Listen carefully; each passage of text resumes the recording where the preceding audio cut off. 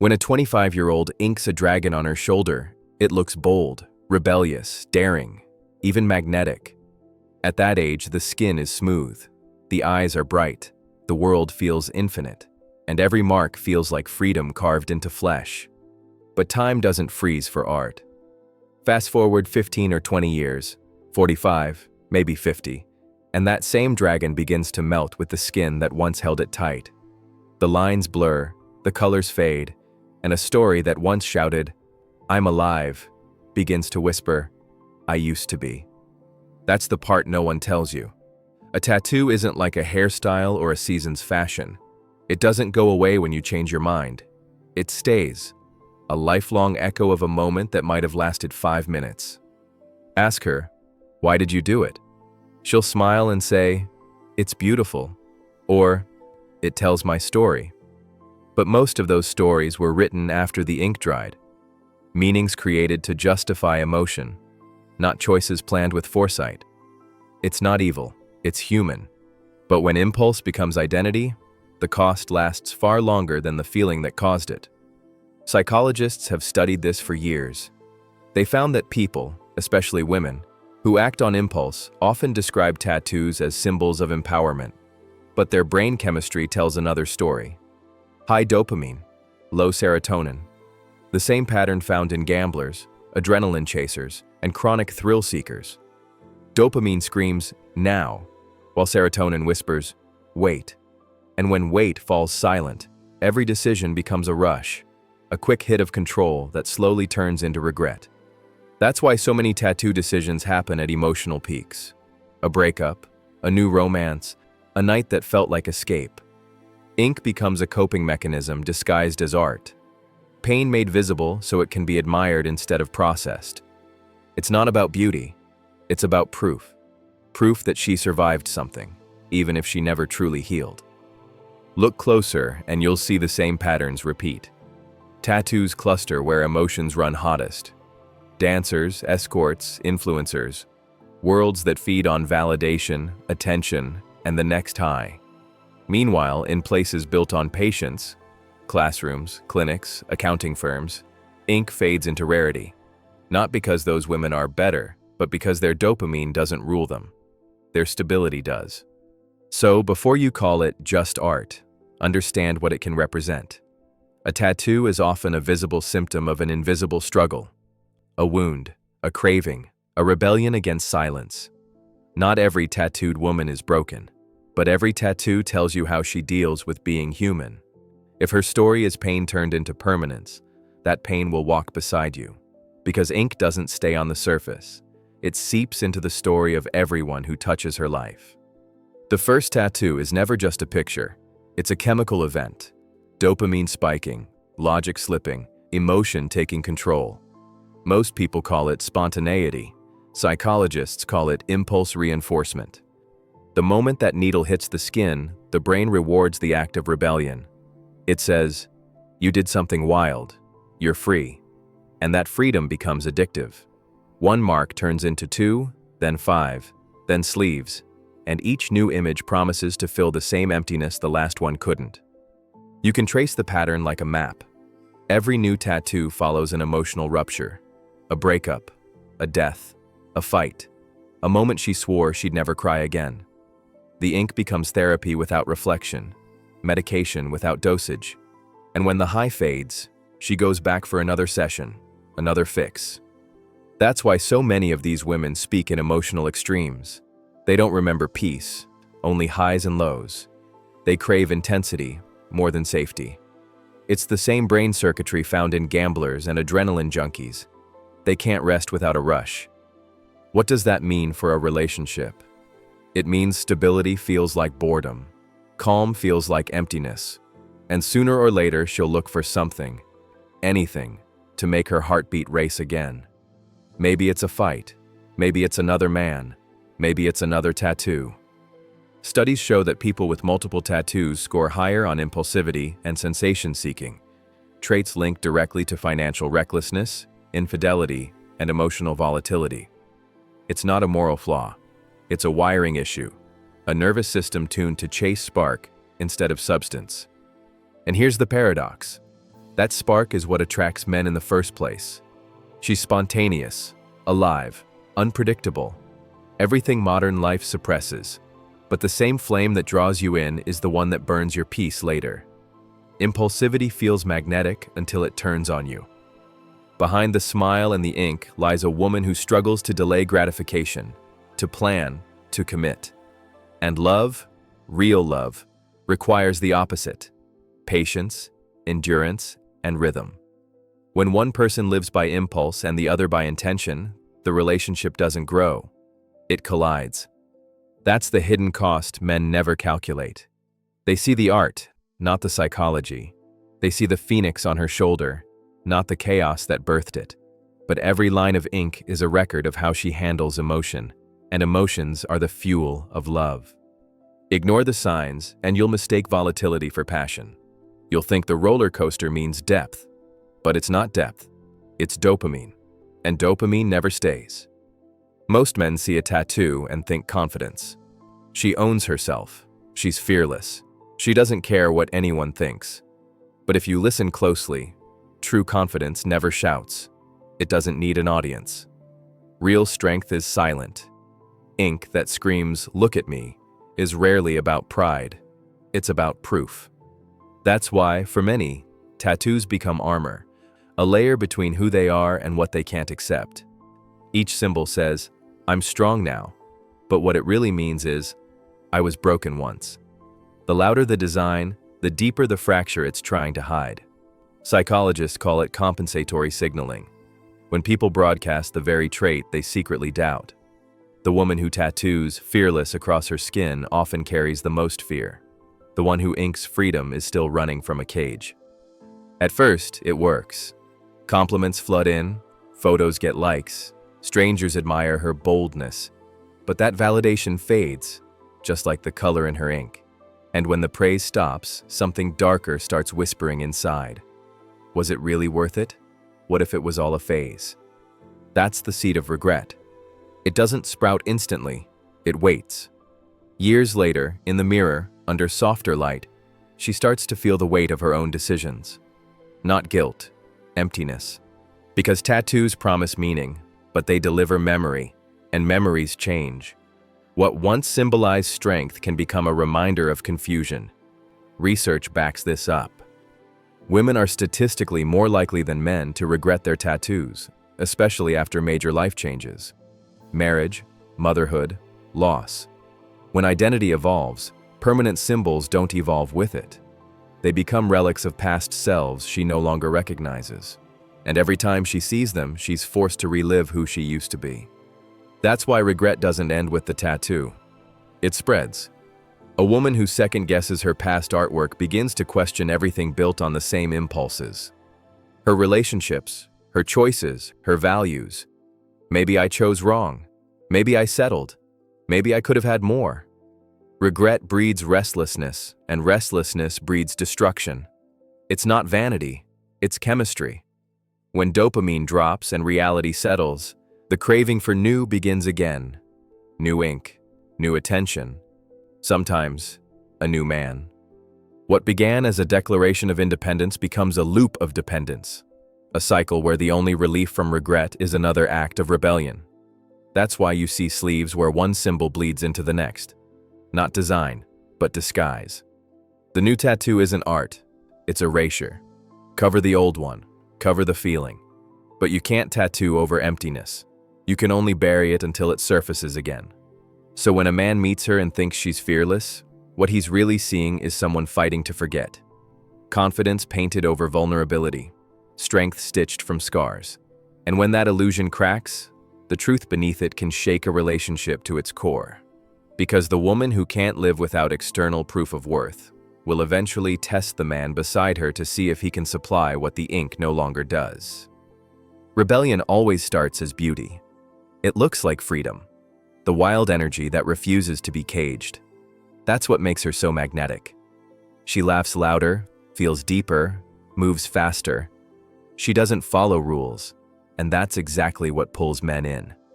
But rebellion never stays where it starts. It spreads. The same spirit that breaks social rules soon starts breaking emotional ones. At first, it's intoxicating. You tell yourself she's passionate, that her fire makes her unique.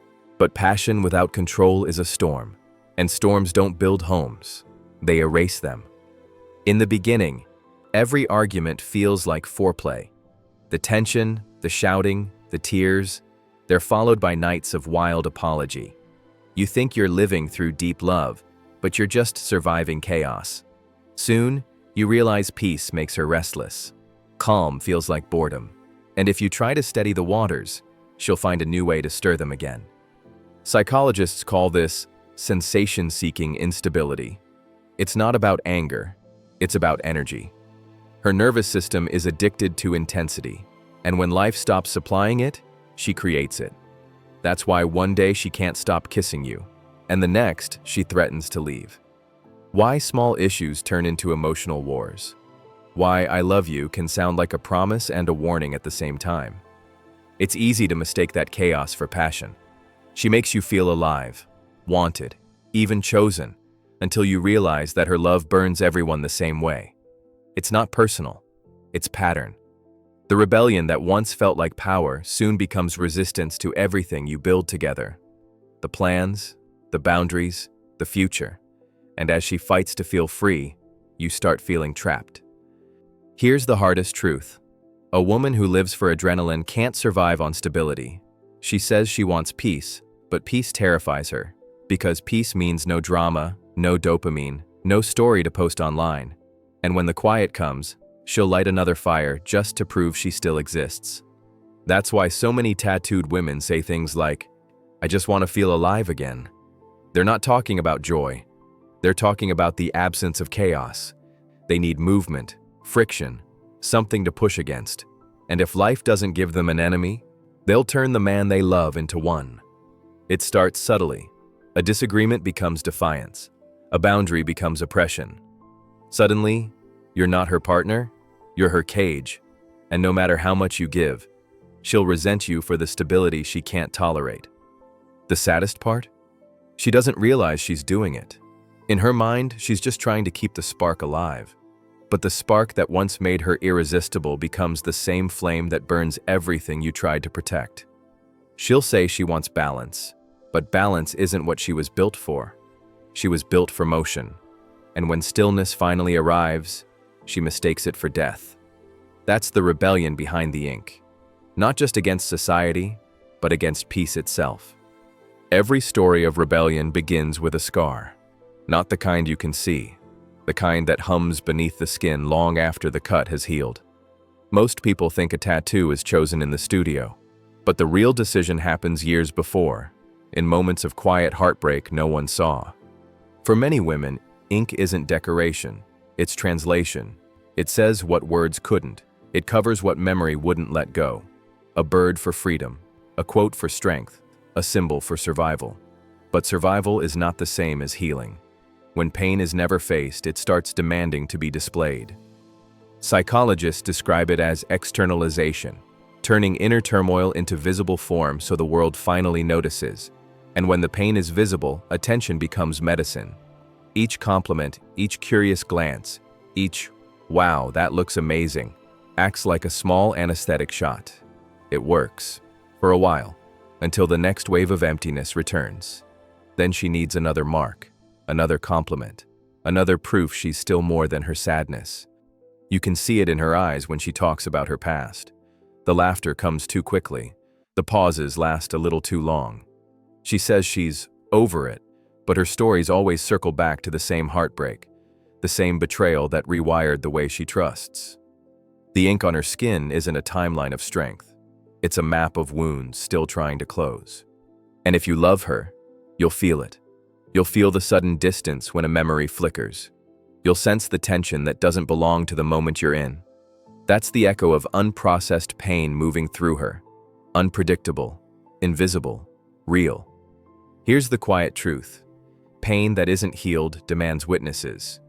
It can't stay buried forever, so it speaks through behavior, through sharp words, through withdrawal, through the constant need to be reminded she's enough. And when you meet a woman whose confidence feels unbreakable, look closer. Sometimes it's only armor forged from fear. This isn't condemnation. It's compassion with open eyes. Because if she never learned to live without her wounds, she'll use love to test whether they still hurt. One day she'll want closeness. The next, she'll push you away. Not to punish you, but to see if someone can survive the storm she couldn't. Her tattoos don't make her dangerous. They make her transparent, if you know how to read them. Each symbol whispers a story she couldn't tell out loud. Someone hurt me, and I never got to finish healing. That's why she craves intensity. Not because she loves drama, but because she fears silence. Silence reminds her of pain she still hasn't faced. And if you step into her life, understand this. You cannot fix what she has turned into identity. You can only choose whether you want to live beside her ghosts or save yourself from becoming one of them. Every man thinks he's immune. He sees the tattoos and tells himself, I know what I'm getting into. But he doesn't. Because attraction has very little to do with logic. It's chemistry built on danger, curiosity, and fantasy. A tattooed woman triggers something ancient in a man's mind. The instinct to explore forbidden territory. It's not her ink that pulls him in. It's what it represents. Freedom, rebellion, unpredictability. She looks like a story he hasn't read yet, and the male brain, wired to chase novelty, can't resist a story with danger written all over it. At first, her confidence feels magnetic. She walks differently, looks men in the eye differently, laughs without apology. And in a world where most people hide behind politeness, that rawness feels intoxicating. A man feels alive next to her, desired, wanted. But that feeling doesn't come from love. It comes from adrenaline. It's not affection. It's chemical chaos disguised as connection. Men rarely admit it, but part of them wants the danger. They want the woman who feels like fire, because she makes them feel powerful enough to control it. It's the savior fantasy, the belief that I'm different. I'll be the one she stays loyal to. That illusion blinds millions, because the very traits that make her exciting, impulsiveness, defiance, emotional intensity, are the same ones that destroy stability. Psychologists call it intermittent reinforcement, the addictive pattern of unpredictable affection. One moment she's soft, warm, and overflowing with love. The next, cold and unreachable. That inconsistency lights up a man's dopamine system like a slot machine. He starts chasing the next high, not realizing he's no longer in control of the game. She doesn't even need to manipulate him consciously. The psychology does it for her. The thrill becomes the trap. And here's the most painful truth. When a man falls for that kind of woman, he's not chasing her. He's chasing how she makes him feel about himself. Her rebellion mirrors his unspoken desires, his hunger for excitement, his own need to feel alive again. He doesn't see the warning signs because deep down he wants to believe chaos means passion. He mistakes intensity for intimacy. He confuses being challenged with being chosen. But fire doesn't choose what it burns. And the moment he realizes that, it's already too late. He's invested time, emotions, and sometimes even identity into someone who never asked to be saved. She only wanted to feel alive. So before judging her, a man must first judge his own reflection. Why does the chaos attract him? Why does he confuse pain with proof of love? Because that's where the real danger hides. Not just in her tattoos, but in his blindness to what they awaken inside him. Every tattoo begins as a declaration of freedom. A woman tells herself she's breaking rules, taking control, owning her body. It feels powerful. That sharp buzz of the needle, that first glance in the mirror. She says, finally, this is me. But freedom that needs to be proven was never real to begin with. That's the quiet tragedy behind it all. What starts as rebellion against control eventually turns into another kind of chain. The need to constantly remind the world, I'm different. But once the shock fades, once everyone's used to her uniqueness, she realizes something deeper. The ink didn't give her freedom. It only gave her identity she now has to maintain. Because when attention becomes oxygen, silence feels like suffocation. When the applause stops, she has to find another reason to feel alive. And that's how freedom turns into addiction, the addiction to validation. It's no longer about self-expression, it's about self-preservation. In relationships, this illusion hits the hardest. At first, she seems like the woman every man dreams of. Independent, fearless, unpredictable. But with time, that same independence becomes defiance. Every rule feels like control. Every boundary feels like limitation. Every calm moment feels like boredom. She calls it living. You call it instability. Modern psychology describes it perfectly. Reactance.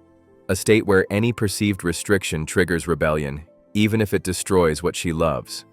She wants peace, but peace feels like captivity.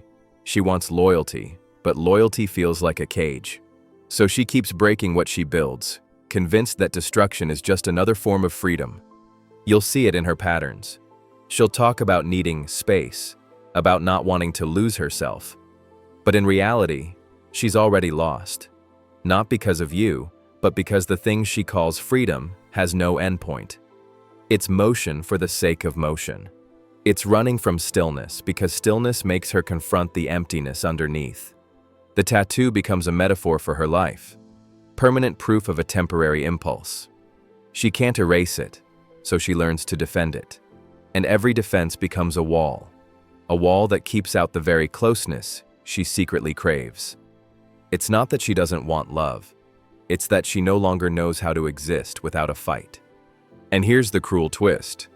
What she calls strength is often exhaustion. What she calls independence is isolation. And what she calls freedom is just the inability to stop running. So when a man meets such a woman, he doesn't see the chain. He only sees the sparkle. But if he stays long enough, he realizes that under the ink, under the confidence, under all the talk of living freely, there's just one unspoken truth. She's not escaping the world. She's escaping herself. Time always wins. No matter how wild the youth, no matter how vivid the rebellion, time erases the story ink tries to tell. The colors fade, the skin stretches, and what once screamed, "I'm free," begins to whisper, "I was lost." She said it was art. She said it was her choice. But as the years pass, the meaning changes. What once symbolized power now carries weight. The weight of who she used to be. Because every tattoo is a photograph of a version she's outgrown, a permanent signature of a temporary emotion. And one day, she'll wake up beside a man who doesn't see a wild spirit. He sees a history written in skin. He'll touch the dragon, the rose, the quote, and wonder, who was she thinking about when she marked herself this way? And she'll feel that question burn. Not because he doubts her, but because deep down, she does too. Regret doesn't announce itself. It creeps in quietly, in the mirror, in silence, in the eyes of her own child when they ask, "Mom, what does that mean?" And she'll smile, pretending it still does. But inside, she'll know that meaning left her long ago. Studies already show what life later confirms. Most women who regret tattoos don't regret the art. They regret the person they were when they needed it. Because tattoos don't protect you from pain. They preserve it. And every time she looks at it, she doesn't see beauty. She sees the night she broke, the person who left, the version of herself that needed proof she was strong. But here's the deeper truth. And it's not just about women. Every mark we make without awareness becomes a mirror we can't escape. Men do it too. Chasing chaos, mistaking thrill for meaning, desire for connection. But ink doesn't lie. It records the state of the soul at the moment it was made. And when that soul changes, the mark becomes a reminder of what couldn't stay. This is why real strength never needs to be written on the body, because it's seen in behavior, in loyalty, in peace, in the ability to choose silence over spectacle, discipline over impulse, substance over noise. So to every man watching this, understand the message isn't to judge her, it's to protect yourself. Because attraction can blind you, but truth can save you. Don't chase rebellion. Don't mistake ink for depth. Look at the patterns, not the paint. And remember, the woman who needs to prove her freedom has already lost it.